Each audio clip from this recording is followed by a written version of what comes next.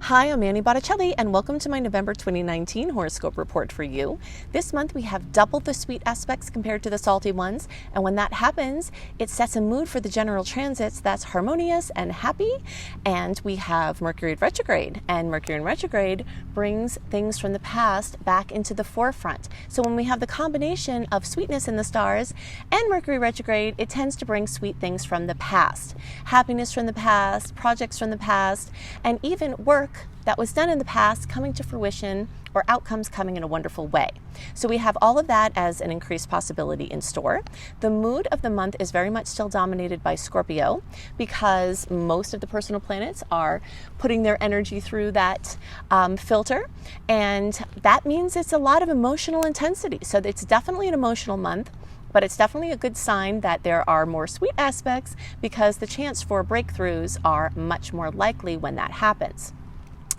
We have Sag energy starting to dribble in, and so Sagittarius tends to show us the light at the end of the tunnel, especially when it's happening amidst this emotional time.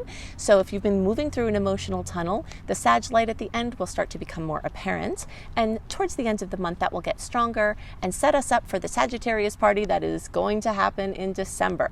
So the mood will definitely start to lighten throughout the month. Something else huge that we have going on is one of my favorite aspects of the whole year, which is the Venus-Jupiter conjunction. So we're going to talk about what that can bring in general, and we're also going to zero in on your personal chart to see what field of experience that's going to occur, so you know where extra goodies can be from that aspect. I'll also share that date. I'm going to share with you all of the dates that are challenging, all of the dates that are sweet, so that you can mark them in your calendar. Also, we have eclipse rumblings. The eclipses are going to start showing up in big ways. December and January, we have eclipses, but we can often see manifestations, news, trajectory changes from the eclipses at least 4 to 6 weeks before they occur. That's why I always talk about them early, because here in November, we are very likely to see things coming in from that December eclipse. So I'm going to give you more information about that, a lot of information about the eclipse cycle so you can understand it for your patterns and your storylines. And I'll also, again, zero in on where exactly, what field of experience in your chart you will see this eclipse manifest and what kinds of things I've tended to see go along with that.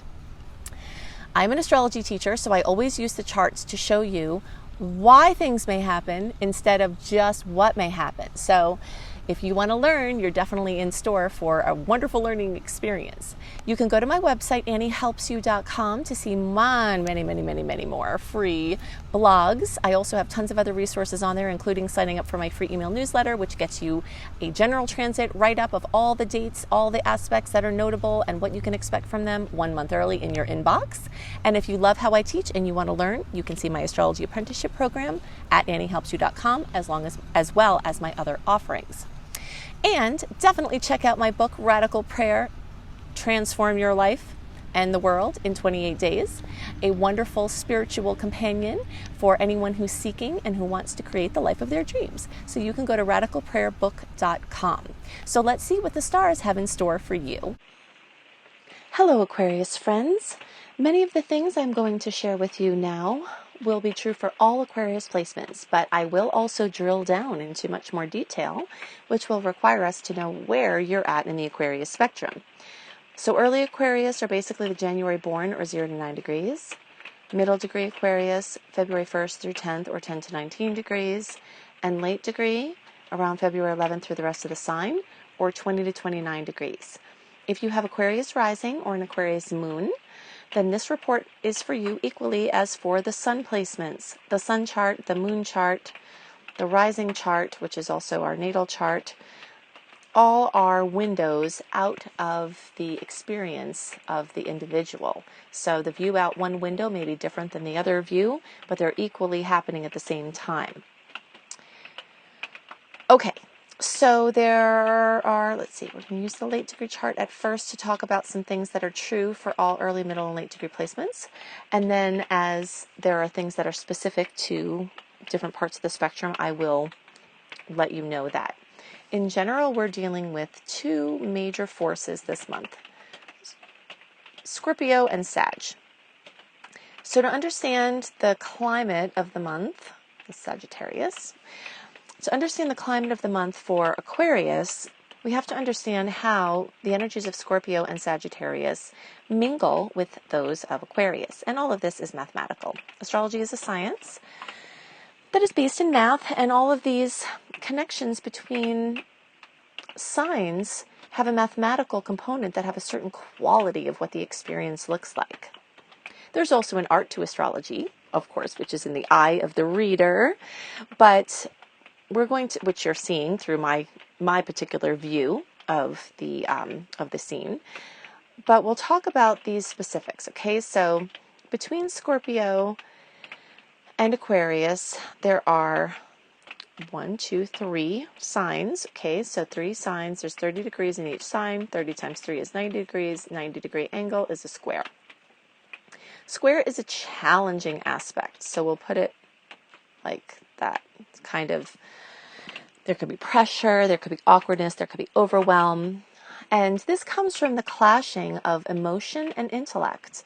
The energy of Aquarius is intellectual, it's mental, and the energy of Scorpio is emotional. So when things are too emotional and they conflict with the intellectual, or it's hard to see intellectually because of emotion, you can kind of get a sense of what this energy is like. Sometimes, in this case, you could be forced to look at emotions that have been holding you back, in which case can turn out to be benefits, because if you do something with the information, you can improve your life in wonderful ways. Some of it may be other people's emotions and have nothing to do with you, but it's a factor that you have to contend with. But in any case, there is a lot of that this month. So just kind of look out for some clashes between emotion and intellect. Now, the good news for Aquarius is that the energy of Sagittarius is much smoother, okay? So Sagittarius is also happening. So as these planets and this one move into the energy of Sag, that's 2 signs away. So 30 degrees in each sign. 30 times 2 is 60 degrees. This is a beautiful aspect that brings lots of opportunities. I call the 60-degree angle the ingredients on the counter angle, which means that if you have ingredients to make a pie on a counter, the pie may not make itself like it might with a trine. Trine is an aspect where things just kind of tend to happen. But it's an aspect where you have the cherries and you have the, whatever you're going to put in your pie on the counter, and you can make something with it. You can do something with it. It might require some effort on your part, or things that you've already worked with in the past, some fruition can come to that that's positive. So the early degree placements are going to have the kisses, so that's basically the January born or 0 to 9 degree Aquarius placements. You're going to have the sun as it moves into Sag starting around November 24th. So towards the end of the month, this will start to become dominant. Start to kiss those beautiful Aquarius placements, okay? Now, for the middle and late degree placements, these beautiful aspects with the sun and your placement are going to come too. They're just going to come into the first weeks of December. Okay, but it's coming for you. It'll just be a little staggered. The good news for all Aquarius placements is that Venus is going to move through 0 through 29 degrees, so basically the whole sign of Sagittarius in this month. And as it does, Venus is going to kiss all of the Aquarius placements this month. Venus rules love, beauty, money, so financial opportunities, love. There is a strong tilt of energy from the past because Mercury is retrograde until the 20th, and then it takes a little while to get out of it. So the whole month is covered in this personal planet retrograde, which tends to bring things from the past. So blessings from the past in love, blessings from the past in money and work, blessings in the past from other financial opportunities, investments, things like that. Also self-esteem or optimism, a feeling of hope, all can come from that energy. And all of this is going to have an extra special boost around November 24th when Venus and Jupiter will come together. This is my favorite aspect, my favorite aspects of the year. So this occurs around November 24th. It could be a little bit different depending on your time zone. So when Jupiter gets here, or Venus and Jupiter meets, it's going to be at 28 degrees of Sag. So for you early degree, or actually, we'll start with the late degree. The late degree placements, that's going to be in or near the 10th house. For the middle degree placements, let's bring this down here, that's going to be in the 11th house. And for the early degree placements, that's going to be in the 11th house. Okay, so let's clean up this mess over here and get a little overview. Basically, all Aquarius placements have extra blessings for love, money, esteem, optimism to occur in the 11th house. Because even those of you with the late degree placement, this is going to happen close enough to the 11th house that it will be true. Okay? And then you late degree placements, you might have this extra boost in the 10th house. So if you're later in the sign, the odds that this extra blessing will come into your work or something involving your father or father figures is more likely. Work, career, business. And then for all early, middle, and late degree placements, the 11th house is aspected. So things having to do extra blessings and expansion and growth from networking, friendships, internet-based projects, community-based things. Anything having to do with circles or your tribe, finding people who speak your language, having money or love opportunities from any of those places. So if your friend wants to set you up with someone, either for a romantic purpose or for something with your work, it's a really good time to be open to ways that you can be connecting with people and being out connecting. There is a predominance of sweet aspects this month, but there are a couple of salty ones, and I will go into all of the dates of those soon. But do know that there are way more sweet spots this month than challenges, but some of the challenges could bring out the sweet aspects. So you could have a problem with something, you could seek to resolve it, and then the blessing could come from seeking the solution. Okay, so the last thing I want to talk about is this eclipse energy, because even though the eclipse is happening December 25th or December 26th, depending on your time zone, this is going to be a 4-degree Capricorn solar eclipse. This time in November is within the 4 to 6 week cycle that I tend to see manifestations from eclipses start getting rowdy. All right, so again, just to repeat, because I do have questions about this, even though I explain this every time. The reason why I start speaking about eclipses in the month before they happen is because we very often will see notable movement, news, endings, beginnings, pieces coming in that are related to the eclipse. We often see those 4 to 6 weeks before. Okay, so let's look and see where this is going to show up, what fields of experience. And I'm going to go into a lot more detail about what this can mean, but first let's locate where the eclipse is going to be. All right, so for early degree placements, this is pretty much the 11th house, but there could be a slight 12th house manifestation because of its proximity to the 12th house. Middle degree placements will have this in the 11th house, and late degree placements will have this in the 11th house as well. So you can see a very busy 11th house, as we've talked about, because you have other things that are going on there. Also, in the 11th house is the house that's ruled by Aquarius. So what I'm going to do now is I'm going to drop in a lesson to give you background about this eclipse cycle, when it began, what the key dates have been, so that if you can follow the continuum of this storyline, you can see where we're at in the continuum, where it ends. Also, it will refer back to the cycle before now, many years ago, when similar things were occurring. So you can look back to that time to better understand what's at play for you now. So I'm going to drop in the Capricorn Cancer eclipse cycle lesson. Then I'm going to drop in the 11th house eclipse manifestation potential, how I've commonly seen eclipses in the 11th house manifest. And that's going to be true for all the early, middle, and late degree placements. Then I'm going to pop in a little tutorial about what 12th house manifestations are possible with eclipses in the 12th house.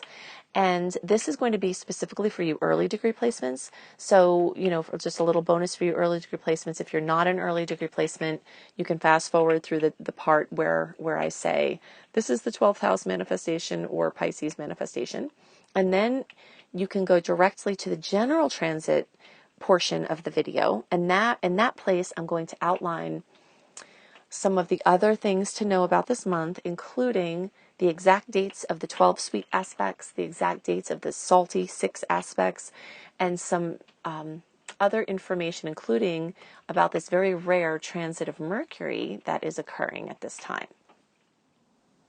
Okay, so here is my overview for the Cancer Capricorn eclipse cycles. It's always helpful when we're having an astrological cycle that is relevant at the current time to think back to when it happened before, and also to just kind of understand when it's going to happen again in the future. So the last time the Cancer Capricorn eclipse cycle occurred was between 2009 and 2011. And the next time it will happen after now, because we're in it now, is between 2027 and 2029. So what I have here, I'm going to give you a quick overview and timeline of this cycle and show you what we still have left to kind of understand the timeline.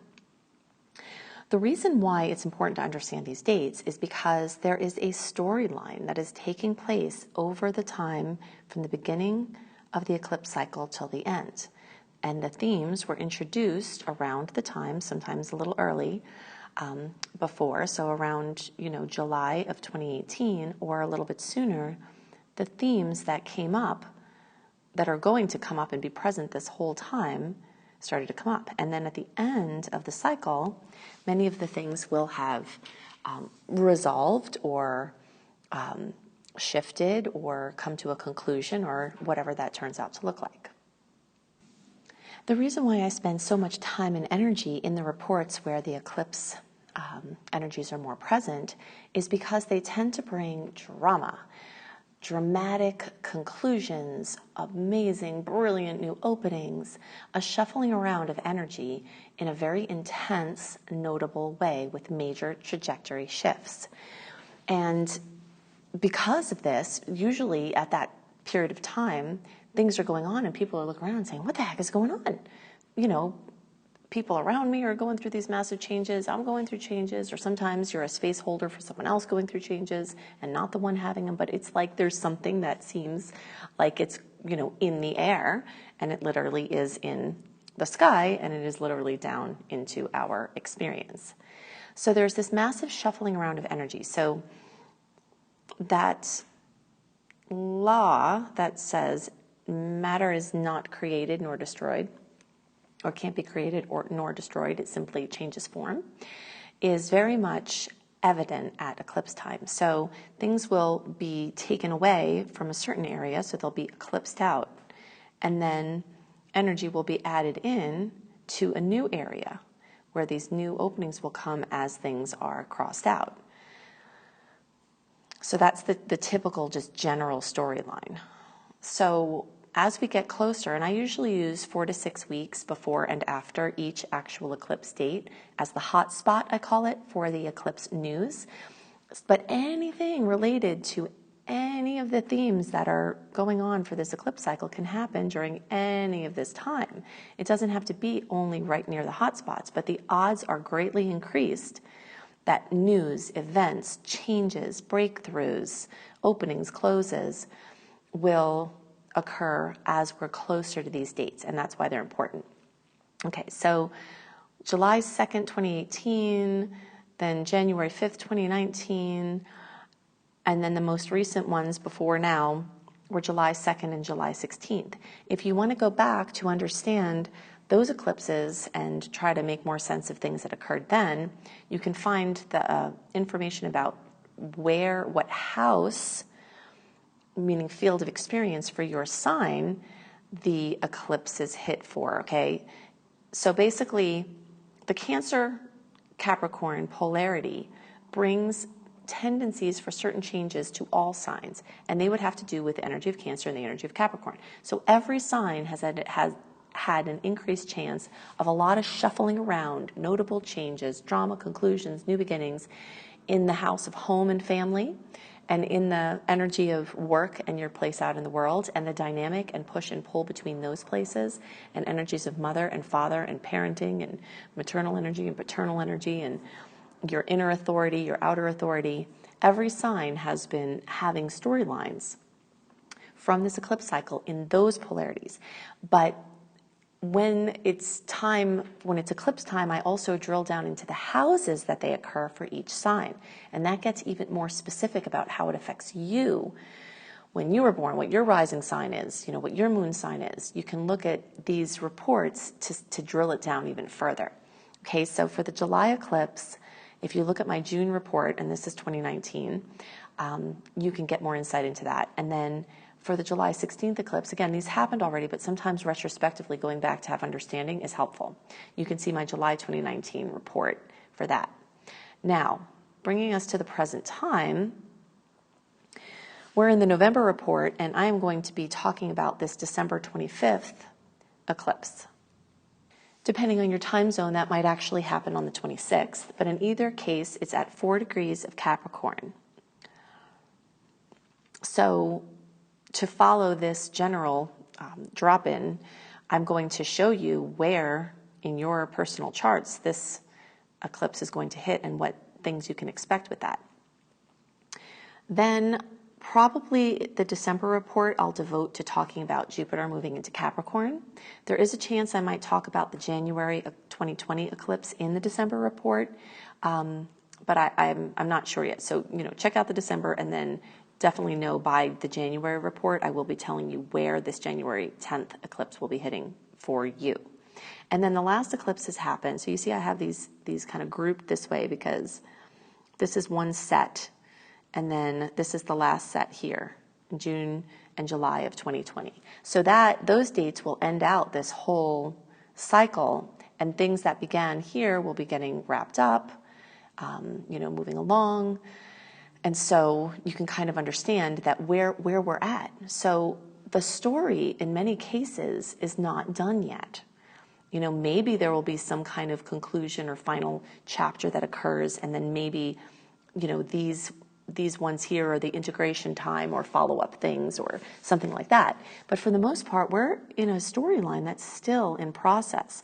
And regardless of the finality or the occurrences that happen at this time, probably we're going to need until the end of this cycle in order for us to see the conclusion of the story that we are almost done with. So now I'm going to show you the charts of your particular sign and show you what houses or fields of experience this December 25th, 26th eclipse is going to occur, and what themes specifically you can expect with that. Eclipses usually tend to bring something very emotional that's occurring, and the emotion is centered around the house and the sign that the eclipse is occurring. Some people will have close mathematical tie-ins to their personal chart with certain eclipses that will make them more of kind of in the experience of the changes. Other people will have others around them going through changes and hold the space for those people. And some people have both going on. You'll notice there are times where you're like, what the heck is going on here? Everyone's going through so much. And a lot of times those coincide with these eclipse cycles. When there's an eclipse in the 11th house or the sign of Aquarius, there are certain sectors of life that are brought into focus. Eclipses tend to bring dramatic endings, things coming to completion or fruition, like through goal and accomplishment, or sometimes through just an abrupt surprise ending that's completely out of your control. Sometimes they also bring in new opportunities, brilliant, awesome things that just come to you or that come from things that you cultivated in the past. So the 11th house and Aquarius sectors that will tend to be highlighted with these eclipses in these areas, are friendships. Sometimes a sudden incoming of a new friend or a person of consequence, whether it's an acquaintance or a key contact, or the ending of a friendship through someone moving or, transitioning, or through an argument or a falling out. Falling outs with a friendship can occur. Changes in your relationship with certain friendships can also happen, where maybe there's been an unhealthy dynamic and you could be moving along a continuum to having more functionality in this key relationship, but also in your relationships in general. Changes to your place in the group. So finding your footing, like finding your tribe, finding, people who you resonate with and your place within that group, or feeling alienated in certain groups and having to regain your footing and figure out where it is you feel like you really belong. Friendship circles can change. Dating opportunities can come, especially through online or friends trying to set you up with somebody. And definitely with things like this, pay attention to what the other factors I talk about as far as personal planet retrogrades, that flavor the period of time that the eclipse is happening. But in general, dating and acquaintances and friendship circles and groups, like let's say you're part of a philosophy group, or let's say you're on a team of some sort within your work, or for a hobby, or for an interest, or something like that. Changes in those sectors are very common at this time. Finding a new group is also very common, or losing resonance with a current group. People, when they're having eclipse cycles in the 11th house, will often be reevaluating their friendships and reevaluating their social circles, and also reevaluating social media and the relationship to social media. So the new, the starting of social media accounts, the progressing of social media work, or the stepping away from and reevaluation of social media.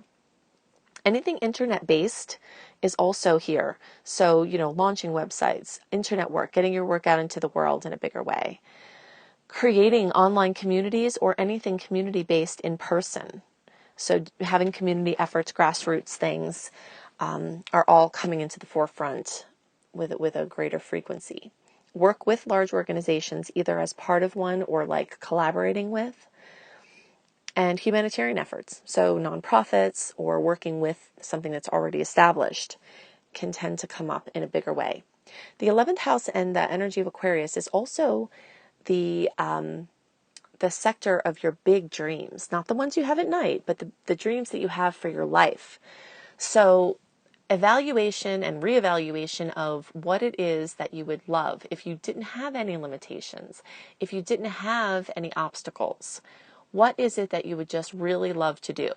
So the figuring out of that and movement along actually doing something on the topic of your big dreams is something that can also come in a big way. So opportunities, resources, shifts in that arena, or those arenas, would be more likely at this time. Inventions and anything else with technology or future-based efforts are also related to this house and sign, as are unconventional relationships, unconventional ways of doing things. So like cutting edge, new information, being on the leading edge of expansion. So projects that could be related to things like that can come to fruition, or can come in a big way, or move along in a progression. Eclipse time is a time for drama, a time for accomplishment, a time for excitement, and things coming to fruition in a big way, surprise changes, or movement along a path as expected. When there are eclipses in the 12th house or Pisces, they tend to bring even more emotion. All eclipses bring emotion because the moon is involved, and the moon rules our inner realm. So eclipse time tends to be pretty emotional. Most of the time, there's some way, if you look hard enough, where you can see the eclipse energies working in your life. Some of the manifestations are more subtle, and they're working on the inner layers. So they might be a little bit harder to track and see in a tangible way. And that could be especially true for a Pisces or 12th house manifestation. Also, depending on the mathematical connection between the actual degree of the eclipse and your personal placements, could could make the difference in whether or not this is an eclipse or an eclipse cycle that really is bringing the biggest changes for you, or if you're just holding space or watching other people to go through things. Sometimes if you're not having the eclipse hit you in a very notable way, then you're holding space for other people as they go through changes. But it is definitely important to understand the nature of the eclipse in the certain placements, because a lot of times there are subtle workings maneuvering around in the backdrop away from our general consciousness or awareness, that if you knew it was going on, you could work with it more closely. And definitely in general, high emotion for all eclipses, especially for water energies, especially the 12th house in Pisces. And the emotion can be for better or worse. So something that tends to be highlighted more at eclipse time in the 12th house or Pisces is dream time. Issues with sleep, resolutions for sleep issues, notable dreams, dream activity, starting to step into different ways of working with your dreams, either just naturally it happening or you purposely using it this way, like lucid dreaming or dream journaling to help you recall and make sense and most use the energy of your dreams. And the dream energy is very much related to the subconscious mind. So harnessing and having a greater level of mastery over your subconscious mind is one of the goals of this eclipse cycle. And sometimes that comes through mental instability, showing you where you really have places in there to master. Some of it comes through spiritual breakthrough. Fears and addictions tend to come into the forefront in a big way. I always call this 12th house, or the energy of Pisces, the Harry Potter energy. So where he's got these fears, and they manifest that they seem like really, big ways outside of him. But really it's his own inner journey. It's his own inner battle. And so the battles that we have internally tend to be highlighted in this 12th house. It's very much like an attic where there are resources, inner riches that are there to be cultivated and to be mined.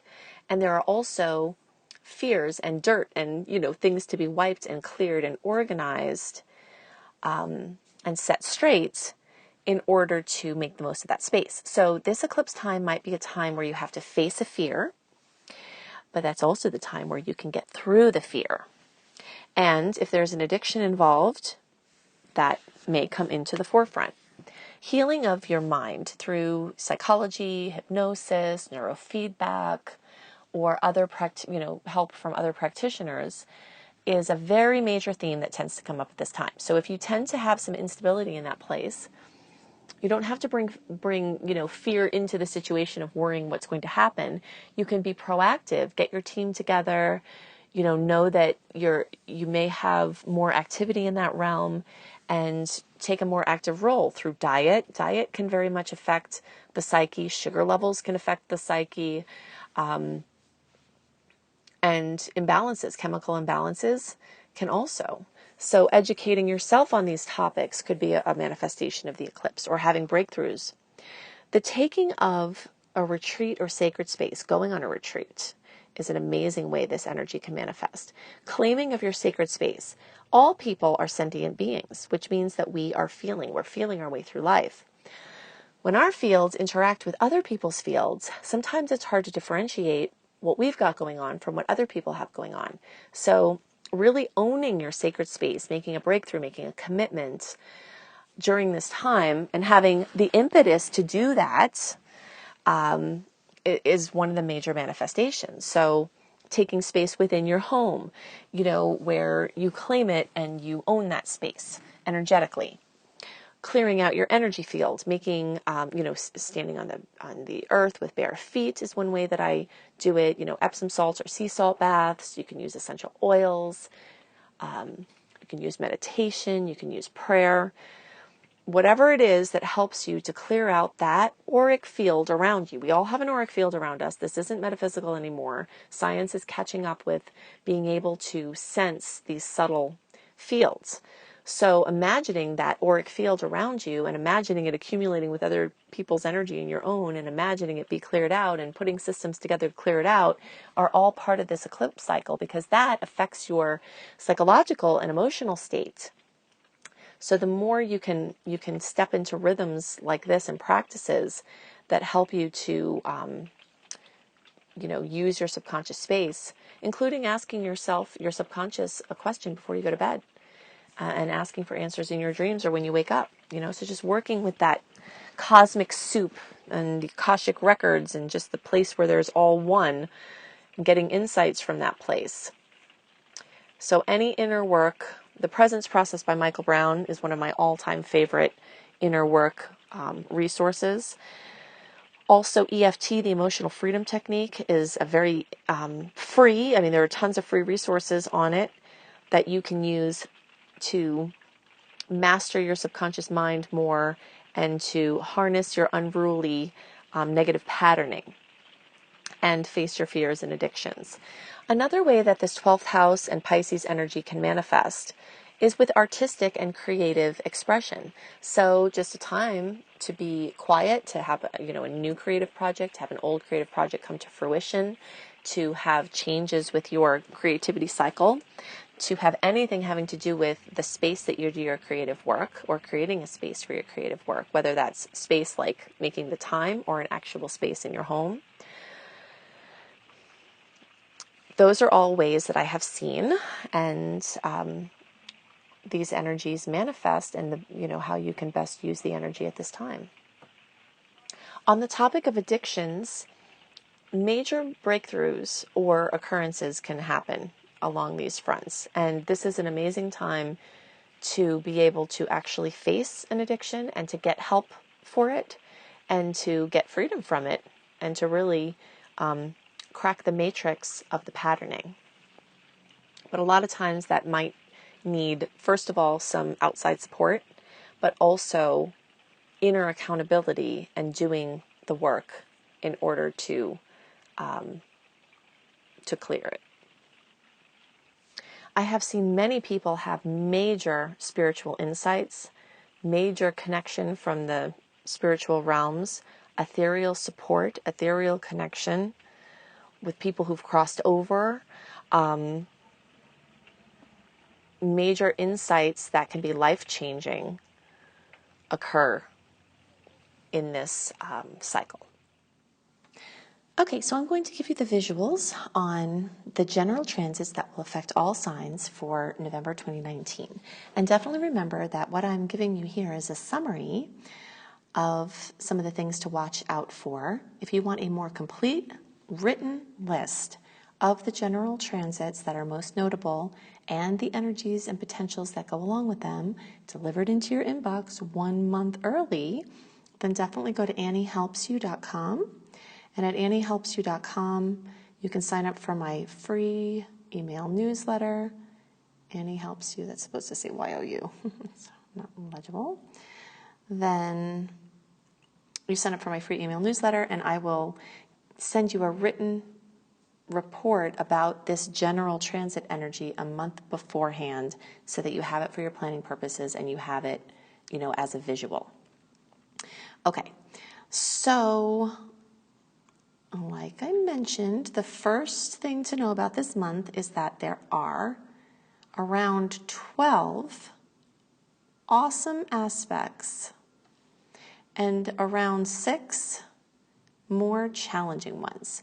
So whenever we have a month where there's like double the nice ones compared to the challenging ones, then it sets a tone for the month that is super sweet. Now, as I always give this disclaimer, I will give it again. The general transits are just that. They're general. They're happening.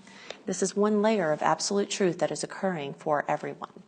But your personal chart, the way the planets are hitting in your actual chart, which we can't see a lot of that. We can see the sun sign, the rising sign in the horoscopes, but there are all these planets here in your chart. And the way that the current planetary arrangements are hitting all of those planets for you could cause you to have a different experience than is the general theme or mood, okay? But now back to, speaking about this general mood, it's super sweet because we have so much more of this sweet aspect energy. The second very important thing to remember, and we'll look at this in the chart, is that Mercury is going retrograde. I talked in detail about Mercury retrograde in October because I always talk about things early because we feel them happening early. So between October 31st or November 1st, depending on your time zone, Mercury is actually going to start its retrograde process. On October 12th, it started its pre-shadow or its pre-transit shadow period. So every day from October 12th through the 31st, we were going deeper into the energies of Mercury retrograde, which is why I talked about them in the October reports. But now, on these days, it's actually occurring. Okay, so this Mercury is going to go back. Now, again, you see this, we're not looking at, we're looking at not the house configurations for this chart because we're not looking at a certain sign. We're just looking at the mathematical relationships between the planets. So this reading is for everybody. So Mercury is going to go back from 27 degrees of Scorpio back to 11 degrees of Scorpio. And so if you have any placements that are between 27 and 11 degrees, that especially in mathematical, connection to Scorpio, then is going to be more intense for you. And I did talk about more of those details in the October reports for all signs, but just to kind of, have a guideline here. Since it stays retrograde until November 20th, the whole mood of the month has to do with things from the past. Now, some new things can pop through, but there's going to be this strong theme of energies from the past. So I'm calling it sweetness from the past because there's so much sweetness and the energy is tilted, backwards. Now, we also talked about the fact that there are eclipse rumblings, and there are because as early as November, you may start to see some eclipse news come in, but you can definitely look to the sign reports, individual sign reports for November to see where they're going to hit for each of your signs and also have an overview of this eclipse cycle. The days of the sweet aspects, okay, so we'll put our big smiley face here. Okay, so November 3rd, 8th, 9th, 11th, 12th, 13th, 23rd, 24th, 26th, 28th, 29th, and 30th.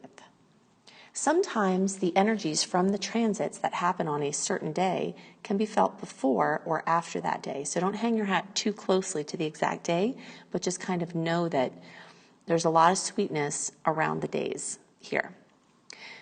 The challenging ones are on the 5th, 11th, 14th, 20th, 24th, and 26th. You notice how sometimes the same day will have either an aspect that could go either way or multiple aspects, one that could be sweet and one that could be salty. You see that happening actually on the 24th too, and also on the 11th. The 24th of November is one of my favorite days of the whole year, because it is the Venus-Jupiter conjunction. And this is very potentially expansive to love, self-esteem, money, blessings, luck, just amazing things coming out of the blue.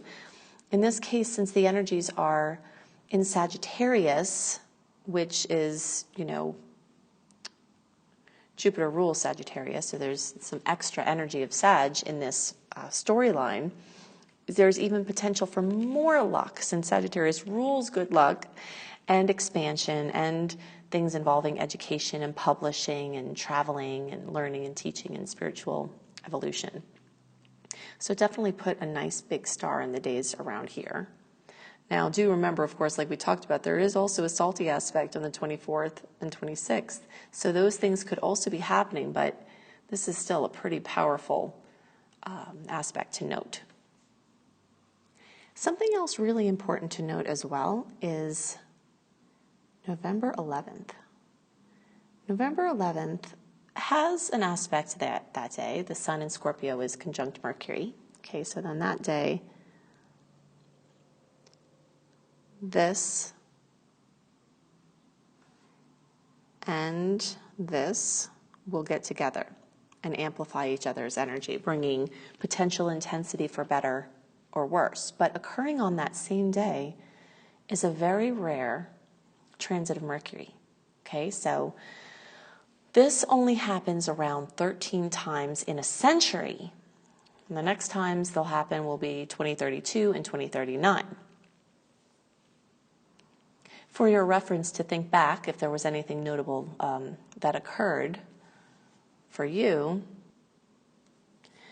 the last time this happened was May 9th, 2016. It also happened November 8th, 2006, May 7th, 2003, November 15th, 1999. So sometimes it's really helpful to be able to go back and see if periods of time had something noteworthy for you, because sometimes that can help you better understand how the energy may manifest. So basically with the transit of Mercury, for a short time with a telescope, you can actually see Mercury, tiny, very tiny, crossing over the path of the Sun. So that's a pretty cool astronomical occurrence, but it also turns out to be energetically a very cool astrological occurrence. And so, you know, it just can add to the intensity. And Mercury rules news and travel and communication and devices for that. So breakthroughs in communication, really big news, really big physical shifts, things like that could be prominent at this time.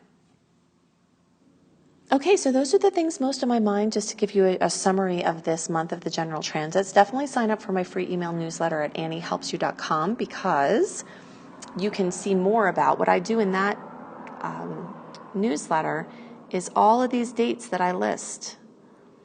I tell you what the aspect is and what kinds of energies tend to go along with them. So I have these all itemized out. Okay, also if you want more information about the month, I do also do written horoscopes at cozybysweetstarlight.com.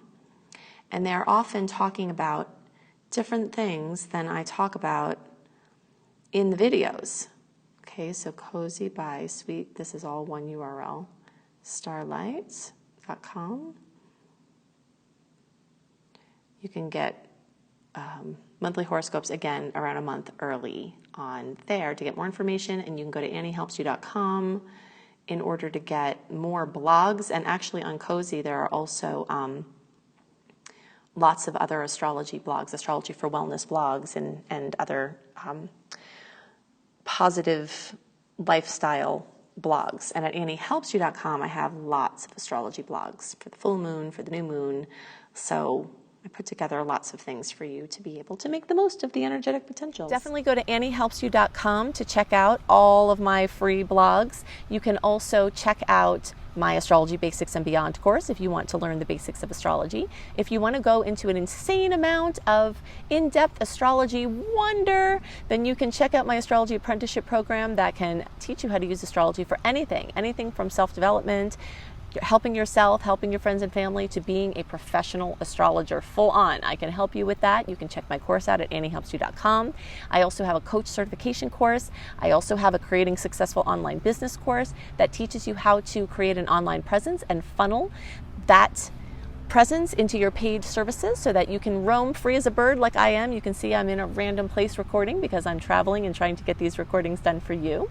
So you can see all of that at anniehelpsyou.com. Definitely check out my husband, B.R. Newman's site, iamhelios.com, iamhelios.com.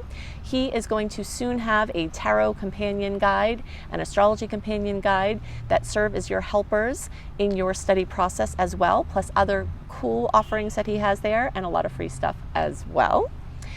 Go to see my book, Radical Prayer, Transform Your Life in the World in 28 Days. It has become a beloved bedside companion and purse and card-toting companion to my fellow spiritual seekers. So I have heard. So you can see that at radicalprayerbook.com. If you love my shirt, this was sent to me by an amazing woman with an artist with a beautiful story. And she creates these awesome astrology design garments and all kinds of other designs as well. So you can see her story.